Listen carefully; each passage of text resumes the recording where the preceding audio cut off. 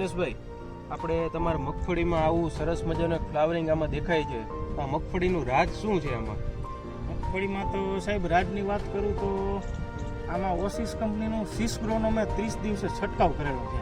બરાબર. અને મને આમાં રિઝલ્ટ સારું દેખાય.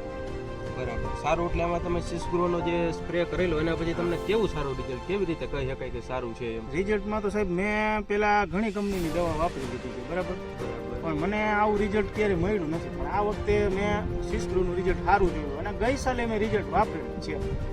ગઈ સાલે મેં 2 છંટકાવ કરેલા હતા. ગઈ સાલે તમે મગફળીમાં 2 છંટકાવ? હા, એક 30-35 દિવસે કરેલો હતો અને એક 50-55 દિવસે કરેલો.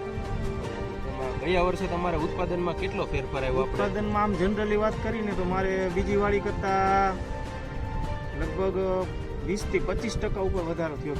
બરાબર. ટૂંકમાં બીજી તમારું જ ખેતર છે, એમાં તમે સિસગ્રોનો ઉપયોગ નહોતો કરેલો અને આમાં કરેલો, 20-25% જેવું પ્રોડક્શન વધારે.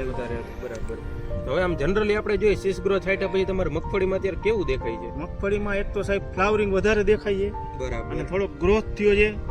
અને પ્લસ થોડીક પીળી હતી તો કાળી પડી છે. બરાબર. ટૂંકમાં આપણે સિસગ્રો છાંટવાથી આપણે બીજી બધી દવાની જેમ આપણે એકદમ બ્રેક નથી થઈ જતી, ફ્લાવરિંગ એક સાથે બધું આવી ગયું છે અને પીળી પડેલી હતી ત્યાં આપણે કાળી આપણે થઈ ગઈ છે. બરાબર. આપણે શું તમે એનું પ્રમાણ રાખેલું હતું સિસગ્રોનું? મેં આનું 20 ml ના ડોઝથી પ્રમાણ રાખ્યું. બરાબર. તમે ગયા વર્ષે મગફળીમાં સિસગ્રો છાંટ્યો પછી બીજા કોઈ પાકમાં ઉપયોગ કરેલો? બીજા એના પાકમાં મેં ચણા અને જીરુંમાં કરેલું. બરાબર. ચણા અને જીરું મગફળીમાં તમને સારું લાગ્યું? હા, પછી મેં ચણા અને જીરુંમાં કરેલું. બરાબર. તો તમે બીજા ખેડૂત મિત્રોને આ સિસગ્રો વિશે શું તમે માહિતી આપશો? હું તો ખેડૂતને એટલી ભલામણ કરું કે આનો 20-30 દિવસે એક સ્પ્રે કરી દેવો જોઈએ અને એક 50-55 દિવસે આના સિસગ્રોના 2 સ્પ્રે તો કરી જ દેવા જોઈએ જો સારું રિઝલ્ટ જોતું હોય ને તો મગફળીમાં. બરાબર. તો પ્રજ્ઞેશભાઈને જો 20-25% પ્રોડક્શન જો વધારે મળતું હોય તો આપણે સિસગ્રોનો ઉપયોગ ખેડૂત મિત્રોને અવશ્ય એકવાર કરવો જોઈએ. ધન્યવાદ.